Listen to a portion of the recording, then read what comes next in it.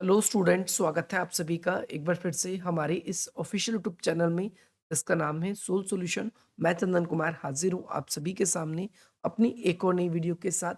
तो गाइस, आज की इस नई वीडियो में हम बात करेंगे उन सभी स्टूडेंट्स के लिए जो school of open learning NC web या फिर वो दिल्ली यूनिवर्सिटी के किसी भी रेगुलर कॉलेज के स्टूडेंट्स हैं और उन सभी के पास में बीए पॉलिटिकल साइंस ऑनर्स का कोर्स है, फर्स्ट सेमेस्टर के स्टूडेंट्स हैं और वो फर्स्ट सेमेस्टर में भी डिसिप्लिन स्पेसिफिक कोर्स DSE2 यानी बुक की बात करूं, idea and institution in Indian political thoughts, भारतीय राजनीतिक चिंतन में विचार और संस्थाओं को पढ़ रहे हैं। तो आज की नई वीडियो उन सभी स्टूडेंट्स के लिए मोस्ट इम्पॉर्टेंट रहने वाली है।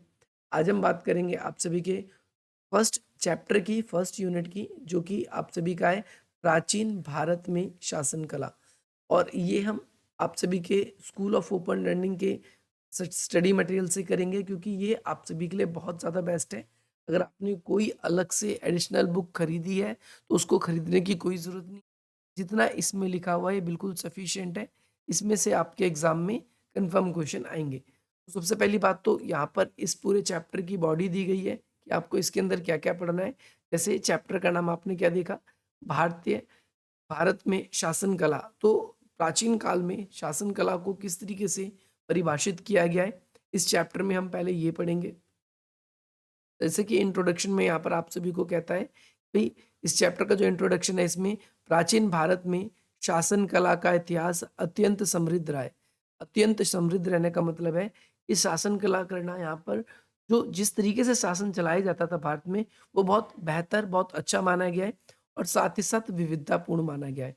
क्यों? क्योंकि अलग अलग क्षेत्रों में हम देखते हैं कि भाई अलग अलग जो क्षेत्र थे आपके, इन अलग अलग क्षेत्रों में अलग-अलग जो शासक हैं, वो शासन किया करते थे, जिसकी वजह से या जिसके कारण हम देखते हैं और भारत में अलग-अलग कालखंडों में क्या किया गया है, विभाजित किया गया है शासन कलाओं को, शासन काल को। क्योंकि जिस प्रकार के शासक रहे, उन्होंने उस तरीके से शासन किया और इसने क्या किया, हमारी समाज की जो संरचना है, उसे काफ़ी हद तक प्रभावित करता रहा ये। भारतीय सभ्यता की बात करें तो स्टार्टिंग से ही भारतीय समाज के अंदर, भारतीय शासन व्यवस्था के अंदर अलग-अलग राजवंशों ने क्या किया है, शासन किया है। अलग-अलग साम्राज्य रहे, जैसे आप देखोगे स्टार्टिंग में अलग साम्राज्य थे। जैसे स्टार्टिंग में जब से शासन की बात करते हैं तो हम सबसे पहले आर्य हैं। आर्य के बाद में आगे चलकर जो मेन वंश माने जाते हैं आप सभी के मौर्य हैं। फिर आपके उसके बाद में आपके मौर्य के बाद में गुप्त है, हर्ष है। इस तरीके से धीरे-धीरे साम्राज्य आगे बढ़ेगा और साथ ही साथ में इन सभी साम्राज्यों में जो आवश्यकताएँ थी, बेसिकली किस चीज़ की आवश्यकताएँ थी? शासन की। इसके ऊपर ज़ोर दिया गया है। शासन केवल उस हिसाब से किया जाता था, जिस हिसाब से लोगों के लिए पॉलिसी बनाई जानी चाहिए। याद रखना है आप सभी को। इसके साथ-साथ प्रशासनिक जो प्रणालियाँ हैं, वो विकसित की गई थी। अलग-अलग शासन काल में अलग-अलग प्रकार की प्रशासनिक प्रणाली विकसित की गई। कहीं पर केंद्रीय प्रशासन था, जैसा कि मौर्य में, और कहीं पर नॉर्मली भी था। यानी उसको हम देखें तो प्रांतीय स्तर पर भी देखने को मिलता है। तो ये अलग-अलग शासन प्रणालियाँ विकसित हुई। ये शासन प्रणाली जो अलग-अलग थी, वो उस समय के समाज को लेकर और उस समय की जो राजनीतिक आवश्यकताएँ थी, उनको पूर्ति करती थी। यानी जैसे अगर हमें बाहर से आक्रमण का ज़्यादा खतरा था, तो हम अपनी बाहरी सेना को ज़्यादा मजबूत करने की कोशिश करते, आंतरिक सेना की बजाय। और उस समय यानी जब हम बात करते हैं शासन कला की स्टार्टिंग के, तो उस समय धर्म को, नैतिकता को और अपनी संस्कृति जो है, इसको खास ध्यान दिया जाता था। अभी हम आगे के जो वीडियोज़ होंगे उसमें हम जब हम पढ़ेंगे तो हम उसमें ये बिल्कुल क्लियरली देखेंगे कि शासक के लिए धर्म, नैतिकता और उसकी जो पहचान संस्कृति है, वो बहुत मायने रखती है। जैसे वैदिक काल की बात करते हैं, आर्यों के टाइम की बात करते हैं, तो वैदिक काल में शासन प्रणाली की जो प्रारंभिक संरचनाएँ जो हैं, वो स्पष्ट रूप से देखी जाती थी। यानी शासन की जो संरचना है वो बिल्कुल ईज़िली हमें देखने को मिलती थी। इस काल में किसका उदय हुआ? जनपदों का उदय हुआ, याद रखना आप सभी को। और ये जनपद क्या थे? खुद शासन की इकाई थे, यानी इन पर कोई भी राज नहीं करता था। अलग-अलग जनपद थे, तो इन अलग-अलग जनपदों पर अलग-अलग राजा राज किया करते थे। याद रखना है, राजा तो प्रमुख हुआ करते थे और राजा क्या करते थे? प्रजा की भलाई के लिए, प्रजा के कल्याण के लिए कई सारे कार्य करते थे। राजा का पहला दायित्व तो यही था कि वो राज्य की रक्षा करेगा, अपनी प्रजा की सेवा करेगा, समाज में कानून व्यवस्था बनाए रखेगा और वैदिक साहित्यों में सभा का भी और संस्कृति का भी और जन जो प्रतिनिधि है उनका भी उल्लेख किया गया है। यानी जो जनता के प्रतिनिधि थे, यानी जो जनता द्वारा चुने जाते थे, जनता के लिए कार्य करते थे, उनका भी उल्लेख मिलता है। और जो भी राजा के साथ ये सभी के सभी सामूहिक रूप से मिलजुल कर निर्णय लेते थे और इनकी महत्वपूर्ण भूमिकाएं रहती थी। ये संस्थाएं शासन प्रणाली में लोकतांत्रिक स्थिति जो है उसको दर्शाता है कि ये जो संस्थाएं थी ये बेसिकली क्या दर्शाती है कि भारत में प्राचीन काल से ही लोकतंत्र था। अभी हम डिटेल से पढ़ेंगे इसी चीज को, ये क्योंकि अभी केवल इंट्रोडक्शन है। हम एक एक साहित्य को अभी अच्छे से पढ़ेंगे, जैसे हम रामायण को पढ़ेंगे, महाभारत को पढ़ेंगे, हम अर्थशास्त्र को पढ़ेंगे, ऐसे अन्य और भी हमारे वैदिक काल के जो ग्रंथ हैं उनको पढ़ेंगे, जिनमें क्या बताया गया है शासन को लेकर उसके बारे में चर्चाएं चलेंगी। जैसे प्राचीन भारतीय शासन काल को समझने का प्रमुख आधार जो रहा है वो रहा है वैदिक साहित्य। इसके अलावा महाकाव्य, धर्मशास्त्र, जो शासन शास्त्र है, जो ये बेसिकली हम प्राचीन काल के जो भी इतिहास को समझ रहे हैं या प्राचीन काल के जो भी शासक थे किस तरीके से शासन करते थे उनको किस किस से समझा जाता है। जैसे भी हम वैदिक साहित्य की बात करेंगे, हम महाकाव्यों की बात करेंगे, हम धर्मशास्त्रों की बात करेंगे। इसके अलावा ये ग्रंथ हमें ना केवल शासन की जानकारी बल्कि समाज के बारे में भी हमें झलक दिखाएगी कि किस तरह के लोग धर्म को मानते थे, समाज में कैसे नियम प्रचलित थे, शासन का तरीका क्या होता था, नैतिक मूल्यों का समन्वय होता था कि नहीं होना था, ये सारी चीजें। इसके साथ साथ समय के साथ साथ भारतीय शासन कला ने विभिन्न राजनीतिक और प्रशासनिक संरचनाओं को अपनाया। कहने का मतलब ये है कि जैसे जैसे समय आगे बढ़ा वैसे वैसे अलग अलग प्रकार के जो शासक थे वो उभरे और हर एक शासक ने उनको जैसा अच्छा लगा उन्होंने उस प्रकार की पॉलिसीज को अपनाया, अडॉप्ट किया। ये आपको याद रखना है। एक एग्जाम्पल दिया गया है, मौर्य साम्राज्य के शासन के दौरान सत्ता कैसी रही, केंद्रीकृत रही। कौटिल्य के अर्थशास्त्र ने अपने सैद्धांतिक और व्यवहारिक इसे आधार प्रदान किया। तो इसमें हम देखेंगे मौर्य साम्राज्य ने शासन का कैसा स्वरूप अपनाया, केंद्रीकृत अपनाया।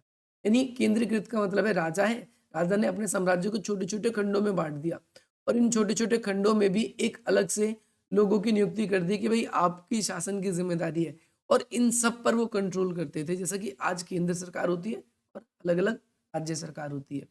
इस काल में राजस्व यानी जो हम ये देखते हैं कि टैक्स कैसे कलेक्ट किया जाता था, सेनाएं कैसे संचालित की जाती थी, कूटनीतिक संबंध कैसे स्थापित किए जाते थे और साथ ही साथ में अन्य चीजों को कैसे सुव्यवस्थित किया जाता था। आई होप आपको ये भी क्लियर होगा। ये तो इसके बारे में बात हुई, मौर्य के टाइम की बात हुई। आगे हम बात करते हैं गुप्त काल की।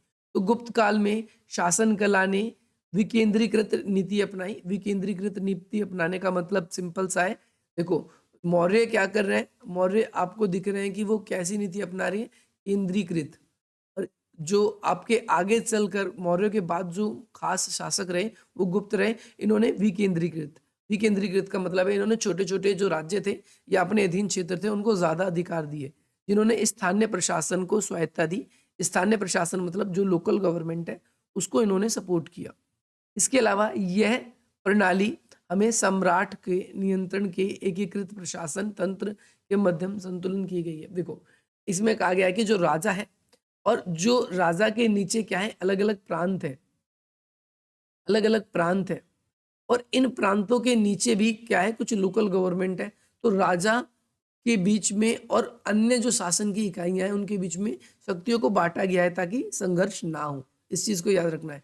इसके अलावा आप देखोगे चोल साम्राज्य जो थे उन्होंने ग्राम सभाओं को क्या किया है, अडॉप्ट किया था। ये इंपॉर्टेंट है चोल के बारे में कि भाई इन्होंने ग्राम सभाएं, जल प्रबंधन, इसके अलावा नवाचारी उपाय, इन सब चीजों पर बहुत ज्यादा फोकस किया था।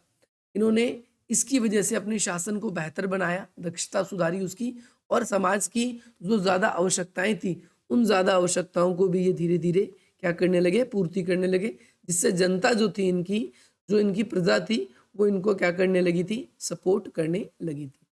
इसके अलावा अगर हम बात करते हैं प्राचीन भारत की शासन प्रणालियों में, तो उसमें एक जैसे धर्मशास्त्र है, धर्मसूत्र है, नीति शास्त्र है, इन सब पर आधारित थी। जो भी राजा राज करते थे, कोई भी शासक हो, कोई भी वंश हो, वो ज़रूर किसी न किसी एक ऐसी पुस्तक को अपने शासन का आधार बनाता था, जिसके आधार पर शासन किया जाता था। जैसे मौर्यों की बात करते हैं, तो उन्होंने अर्थशास्त्र को शासन के लिए उपयुक्त माना था और अर्थशास्त्र के अनुसार ही शासन चलाया जाता था। आई होप आपको क्लियर होगा। इसके साथ साथ यह प्रणाली सत्ता, शक्ति और समाज के कल्याण और सांस्कृतिक प्रगति से भी जोड़ती है। इसके अलावा अगर हम देखें, तो हमें ये भी पता चलता है कि भाई जो शासन है, जो शक्ति है, वो समाज के कल्याण के लिए कैसे कार्य करता है। साथ ही साथ में हम ये भी देखते हैं कि भाई लोगों की जो संस्कृतियां हैं, उनका भी क्या होता था, सम्मान होता था। याद रखना आप सभी को। शासन कला का मुख्य उद्देश्य समाज में न्याय, इसके साथ साथ समानता और नैतिकता को भी स्थापित करना होता था। ये आपको याद रखना है। जैसे हर एक शासक अगर लंबे समय तक शासन करना चाहता है, तो उसके लिए सबसे ज़रूरी था। भाई इस प्रणाली ने ना केवल तत्कालीन समय में, बल्कि जो है आपके समाज को भी बहुत अच्छा बनाने की प्रयास किया है, बहुत अच्छी कोशिश की। ये भी आपको क्या करना है, याद रखना है। अब हम बात करेंगे शासन कला के बारे में। भाई शासन कला है क्या? जैसे आप सबने अगर और भी राजनीति में पढ़ा है, तो आपने देखा होगा एक फेमस अरस्तु नाम का विद्वान है, उसने कहा भी है कि जो शासन है वो एक क्या है, कला है और शासक को ये कला आनी चाहिए।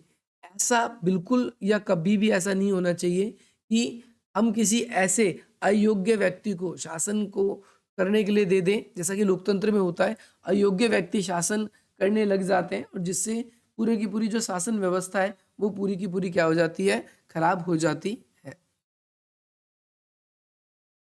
अब इसका मतलब ये मत समझना कि मैं लोकतंत्र को पसंद नहीं करता। इसका मतलब बस यही है कि शासन एक कला होती है और जो भी इस कला के अंदर निपुण होता है, उसी को शासन करने देना चाहिए। इसके अलावा देखो, शासन कला का तात्पर्य उन नीतियों से, उन सिद्धांतों से या उन व्यवस्थाओं से जिनके माध्यम से राज्य का सुचारू रूप से शासन चलाया जाता है या शासन किया जाता है। मुझे ऐसा लगता है कि आपको क्लियर होगा। जब भी शासन होगा, उसमें न्याय प्रणाली, प्रशासनिक ढांचा और साथ ही साथ में सामाजिक संरचना, कूटनीति, सैनिक संगठन, ये सारी की सारी चीजें क्या होंगी, इसमें सम्मिलित होगी। इसके साथ साथ एक बेहतर शासक प्राचीन काल में क्या करता था कि भाई शासन के अंदर धर्म, न्याय और समाज कल्याण के आदर्श को भी ध्यान में रखता था, जिससे समाज में लोगों का संघर्ष ना हो, प्रतिरोध ना हो और एक राजा की छवि जो है वो हमेशा कैसी बनी रहे, अच्छी बनी रहे। याद रखना आप सभी को, ये केवल सत्ता के संचालन तक ही सीमित नहीं था। इसने नैतिकता, समानता और स्थिरता को बनाए रखने के लिए ये बहुत ज्यादा जरूरी भी होता था। कि आपको क्लियर होना चाहिए। और प्राचीन भारतीय शासन कलाओं में, अब जैसे हम जिसके अब शासन कला के बारे में हमको पता चलेगा ना, प्राचीन भारत में कैसी शासन कला है थी, तो इसमें हमको क्या क्या पढ़ना होगा। जैसे वेदों को पढ़ना होगा, वेदों के अंदर पढ़ेंगे कि भाई शासक के बारे में क्या बातें कही गई है। महाकाव्यों को पढ़ेंगे, धर्मशास्त्रों को पढ़ेंगे, ऋग्वेद को पढ़ेंगे, ऋग्वेद के बाद में महाभारत को भी पढ़ेंगे, महाभारत के बाद में हम अर्थशास्त्र को पढ़ेंगे, मनुस्मृति को भी पढ़ेंगे और भी ऐसे बहुत सारे ग्रंथ होंगे जिनके पढ़ने के बाद में हम ये अंदाजा लगा सकते हैं कि सचमुच में प्राचीन काल में कैसे शासक होते थे, शासन करने का तरीका क्या होता था, शासन कला की क्या क्या खासियत थी। ये सारी चीजें याद रखना है आप सभी को। इन ग्रंथों में देखो बताया भी गया है आगे, इन ग्रंथों में शासन कला को ना केवल राजनीतिक प्रशासनिक क्षमताओं के रूप में देखा गया, बल्कि इसमें धर्म और नैतिकता के साथ भी जोड़ा गया है। यानी जो भी शासक होते थे, वो शासक क्या करते थे, समाज में नैतिकता को बनाए रखते थे, सभी प्रजा के लिए एक समान कार्य करते थे और इससे समाज में न्याय और धर्म जो है, इन दोनों की स्थापना होती। अब देखो, प्राचीन भारत में राजतंत्र था। राजतंत्र का मतलब होता है राजा का शासन, मोनार्कल सिस्टम था जहां पर राजा शासन करते थे। और राजतंत्र में एक खास बात होती है कि राजा, फिर राजा का क्या बनेगा, पुत्र बनेगा और राजा के पुत्र के बाद में अगला जो शासक होगा वो इसका आपका पौत्र बनेगा, फिर परपौत्र बनेगा। इस तरीके से शासन स्थानांतरित होती रहती है। प्राचीन भारतीय अगर हम बात करते हैं राजतंत्र के बारे में तो इसका उल्लेख हमें ऋग्वेद, महाकाव्य, इसके अलावा अर्थशास्त्र, धर्मशास्त्र, इन सब जगहों पर हमें इसका वर्णन मिलता है। इन ग्रंथों में राजाओं की भूमिका यानी राजा क्या-क्या करते थे, राजा की सहायता के लिए मंत्री परिषद और साथ ही साथ राजा को अपने आप को मजबूत बनाए रखने के लिए जैसे युद्ध करना और अपनी कूटनीतिक व्यवस्थाओं को लागू करना। कूटनीतिक का मतलब है दूसरे राजाओं से या अपने दुश्मनों से हमेशा सतर्क रहना, समाज में न्याय स्थापित करना, इन सब पर भी क्या किया गया है, प्रकाश डाला गया है। इसके अलावा इन ग्रंथों का प्रभाव ना केवल शासन पर पड़ा बल्कि इन्होंने समाज के नैतिकता को भी एक आकार दिया है, याद रखना है। अब सबसे पहले बात करते हैं राज्य की उत्पत्ति के बारे में। प्राचीन ग्रंथों में राज्य की उत्पत्ति यानी राज्य का मतलब है ऐसा क्षेत्र जहाँ पर जनपद है। जनपद मतलब जनता और पद का मतलब जिस स्थान पे वो रहती है। तो भारत में राजतंत्र की परंपराओं को वेदों जितना ही प्राचीन माना है। यानी भारत में जो शासन रहा है वो कैसा रहा है, राजतंत्र रहा है स्टार्टिंग से। राजतंत्र में शासन की जिम्मेदारी किसी एक व्यक्ति को सौंपी जाती है जिसे राजा कहा जाता है, ये आप सब जानते हो। इसके साथ साथ राजा शब्द की जो उत्पत्ति है वो राजन से हुई है, संस्कृत भाषा के किस शब्द से हुई है, राजन से हुई है। और जो राजा यानी राजन का मतलब राज, राज और आपका अद, दो शब्द हैं आपके, राज और अद इन धातुओं से मिलकर बनाए। और राजन शब्द का मतलब हम क्या देख सकते हैं संस्कृत में, प्रकाशित करना या चमकना। यानी इस प्रकार राजा वह व्यक्ति होता है जो गुणवान होता है, तेज होता है, उसमें सौंदर्य होता है, उसमें यश होता है, युद्ध कला होती है, जनता को लीड करने की यानी जनता को हमेशा आगे की दिशा में बढ़ाने की, ये सारे के सारे गुण उसके अंदर पाए जाते हैं। और याद रखना है आप सभी को, ये राजा क्या करता है, लोगों को आकर्षित करता है और साथ ही साथ में राजा की ये जिम्मेदारी है कि वो जनता के लिए क्या करे, कल्याण के लिए कार्य करे। रामायण काल में राजा को कैसा बताया, सूर्यवंशी बताया गया है। साथ ही साथ में चंद्रवंशी राजाओं का उल्लेख मिलता है और जिनसे राजाओं के प्रकाश में गुणों पर जोर दिया गया। ये जैसे सूर्यवंशी है तो सूर्य किसका प्रतीक है, प्रकाश का। चंद्रवंशी है यानी किसका, वो भी प्रकाश का। तो यहाँ पर राजा को प्रकाश का गुणमान माना गया है। राजा शब्द का एक और अर्थ है जो कि प्रजा को आनंद देने वाला, यानी प्रजा जिसे देखकर खुश होती है, प्रजा जिसकी बातों को मानती है। एक प्रोफेसर है जिनका नाम है डॉक्टर जायसवाल, इन्होंने क्या कहा है, इन्होंने कहा है कि राजा का कर्तव्य है कि वह अपने अच्छे शासन से, सुशासन से प्रजा को प्रसन्न करेगा। प्रजा को प्रसन्न करने का मतलब है प्रजा को खुश रखेगा। इसके साथ साथ आपके संस्कृत साहित्यों में जो अलग अलग आपके संस्कृत साहित्य हैं, इनमें राजाओं का अर्थ भी स्वीकार किया गया है। स्वयं राजा भी मानते हैं कि भाई, यानी राजा एक ऐसा व्यक्ति जिसे स्वयं राजा खुद भी मानता है कि वो श्रेष्ठ है, वो बाकियों से भिन्न है और उसका दायित्व है कि वो जिस प्रकार अपने परिवार के लोगों को अपना समझता है, ठीक उसी प्रकार से वो अपनी पूरी प्रजा को भी अपना समझे और उनके लिए क्या करे, कार्य करे। उदाहरण के लिए आपका कलिंग के जैन सम्राट थे जिनका नाम था आपका खाखेला यानी खारवेल, जिन्होंने अपनी हाथी गुफाओं में शिलालेख में लिखा कि वे अपने प्रजाओं के हित को साधते थे, यानी अपने प्रजा के हित के लिए ही काम करते थे। ऐसे ही बौद्ध साहित्य, बौद्ध धर्म के जो ग्रंथ है उसमें भी राजाओं को ऐसे ही अर्थों में स्वीकार किया गया है। अतः राजा की भूमिका ना केवल शासन करने तक सीमित है बल्कि वह अपनी प्रजा के लिए कल्याण यानी खुशहाली के भी कार्य करता है और इसके लिए भी वो क्या होता है, जिम्मेदार होता है। इसके अलावा अर्थवेद, मनुस्मृति, अब इसके बारे में हम डिटेल से बात करेंगे। अर्थवेद क्या है आपका, आप सभी को पता है वेदों में एक 4 प्रकार के वेद हैं आपके, जैसे आपका ऋग्वेद, सामवेद, अर्थवेद, यजुर्वेद। तो अर्थवेद में उल्लेख किया गया है कि शासक की जिम्मेदारी है या वो क्या हो, वीर्यवान हो। वीर्यवान का मतलब है वो वीर हो, शूरवीर हो। इसके अलावा आपका सामदेवान हो यानी लोगों में सामंजस्य बनाए रखे।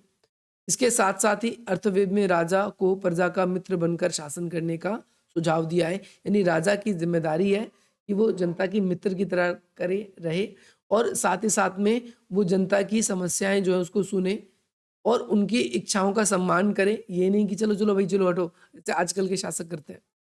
कृषि कार्यों में उनकी सहायता करे, उनके लिए सिंचाई या अन्य साधन उपयुक्त करवाए। राजा में ना केवल साहस और शौर्य होना चाहिए बल्कि वह प्रजा के प्रति संवेदनशील भी होना चाहिए। राजा में जनता के प्रति सहयोग की भावना होना चाहिए और वो प्रजा के लिए कल्याण के लिए कार्य करे, ये भी याद रखना है आप सभी को। इसके अलावा मनुस्मृति के अनुसार जो धर्मशास्त्र है, तो मनुस्मृति के अनुसार समाज के कल्याण करना और समाज की सुरक्षा करना एक शक्तिशाली व्यक्ति की, क्योंकि भाई हमारे समाज में उनकी सुरक्षा करना और उनको मेंटेन करके रखना, इसके लिए एक अच्छे शक्तिशाली व्यक्ति की आवश्यकता होती है जो सभी के बीच में तालमेल बनाए रखे। और मनु ने भी ऐसे व्यक्ति को ही क्या कहा है, राजा कहा है। ये आप सभी को याद रखना है, मनु ने ऐसे व्यक्ति को क्या कहा है, राजा कहा है। और उसके पद को किससे जोड़ा है, राजधर्म से जोड़ा है। यानी राजा का ये धर्म है कि वो समाज में व्यवस्था को, कानून को, इन सबको क्या करेगा, बनाए रखेगा। राजा का मुख्य कार्य है न्याय स्थापित करना, धर्म की रक्षा करना, ये सारे के सारे। और जो नियम बने हुए हैं उन नियमों के आधार पर ही वो क्या करे, शासन करे। वो अपने अधिकारों का दुरुपयोग नहीं करेगा, समाज में न्याय और धर्म की स्थापना करेगा। उसकी जिम्मेदारी है कि न्याय और धर्म स्थापित हो। राजा को सर्वोच्च माना गया है क्योंकि राजा जो है धर्म से ऊपर है, कोई भी राजा से ऊपर नहीं है। मनुस्मृति के अनुसार राजा बनने के लिए कुछ विशेष गुणों की आवश्यकता होती है और हर एक व्यक्ति क्या नहीं बन सकता, शासक यानी राजा नहीं बन सकता। मनुस्मृति में ये उल्लेख मिलता है कि राजा के आवश्यक गुण क्या क्या होने चाहिए, जैसे राजा न्यायप्रिय होना चाहिए, राजा जो है धर्म का सम्मान करने वाला होना चाहिए, प्रजा के हितों की रक्षा करने वाला होना चाहिए, उसमें नेतृत्व करने की गुण होने चाहिए और साथ ही साथ में वो अपनी प्रजा को अपने परिवार की तरह माने, उनके लिए कार्य करे। नेक्स्ट कॉन्सेप्ट है आपका वैदिक साहित्य में, बौद्ध ग्रंथों में और महाकाव्यों में भी राजाओं के जो वर्णन मिलते हैं। राजा का अस्तित्व न केवल शासन तक सीमित था बल्कि वह सामाजिक संरचना और धार्मिक आदेश का भी महत्वपूर्ण हिस्सा था। भारतीय परंपराओं में राजा की उत्पत्ति को समझने के लिए विभिन्न सिद्धांत प्रस्तुत किए, नहीं अलग अलग तरह के सिद्धांत प्रस्तुत बताए गए हैं। जैसे राजा की उत्पत्ति कैसे हुई है, राजा कैसे बने हैं, जैसे वैदिक सिद्धांत है, सामाजिक अनुबंध का सिद्धांत है, दैविक सिद्धांत है, उत्तराधिकारी का सिद्धांत है और संघीय राजतंत्र का सिद्धांत है। ये मैंने आप लोगों को मास्टर्स के जो बच्चे होंगे ना, जो आपसे बड़े होते हैं, अभी तो आप ग्रेजुएशन में पढ़ रहे होगे इसको, मैंने उनको ही पढ़ा रखा है। अगर आप डायरेक्टली सर्च करोगे कि राज्य की उत्पत्ति किस प्रकार से हुई है बाय सोल सॉल्यूशन, मैंने इग्नू वाले मास्टर्स के स्टूडेंट्स को पढ़ाया है, तो आप लोग भी उसको देख सकते हो, उसमें आपको बिल्कुल डिटेल से मिल जाएगा। ऐसे ही आपको अलग अलग तरह के जो ग्रंथ हैं इसके बारे में वर्णन किया गया है। जो हमारी अगली क्लास होगी उसके अंदर हम बात करेंगे, क्योंकि इस पे तो डिटेल से क्वेश्चन बनेगा नहीं। क्वेश्चन अब जैसे इन पे बनेगा, जैसे ऋग्वेद के अनुसार शासक के क्या क्या गुण बताए गए हैं, ऐसे मनुस्मृति के अनुसार क्या क्या बताए गए हैं, तो फिर इस हिसाब से आपको इसका उल्लेख करना होगा। बाकी हम आगे की वीडियो में इसको कंटिन्यू करेंगे। आप मुझे कमेंट करके ज़रूर बताएं कि आपको ये वीडियो कैसी लगी। अगर आपको वीडियो पसंद आई है तो आप इसे लाइक करें, अधिक से अधिक मित्रों तक शेयर करें और हमारे इस चैनल को सब्सक्राइब करें, ताकि अगली वीडियो आप सभी के लिए जब भी मैं लाऊं तो आपको उसका नोटिफिकेशन सबसे पहले मिले। बाकी मिलते हैं हम आप सभी से अपनी अगली वीडियो में। जय हिंद, जय भारत।